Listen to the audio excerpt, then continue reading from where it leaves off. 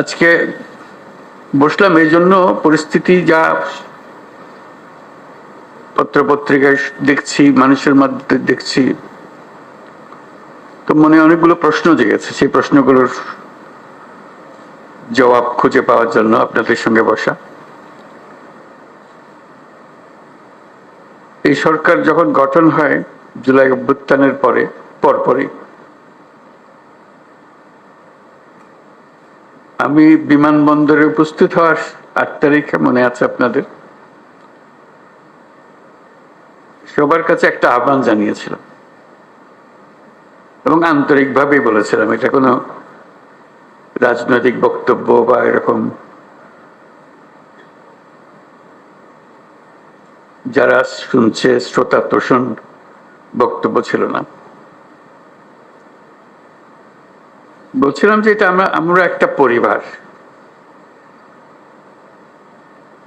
আমরা আমাদের নানা মত থাকবে, নানা ধর্ম থাকবে, নানা রীতিনীতি থাকবে, কিন্তু পরিবার এক।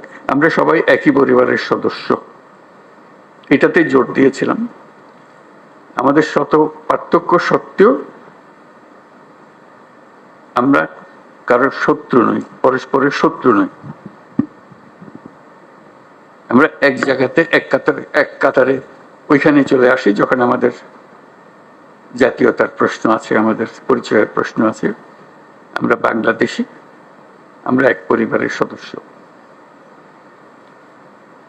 তারপরে যখন শপথ গ্রহণ করলাম তখন থেকেই শোনা আরম্ভ করলাম যে সংখ্যালঘুদের উপরে অত্যাচার হয়েছে। আমার মনটা খারাপ হয়ে গেল। একটু আগে বললাম, আমি এই কথা এখন বলেছি, অত্যাচার হয়েছে।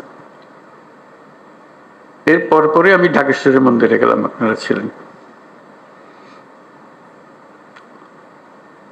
সেখানেও একই কথা বললাম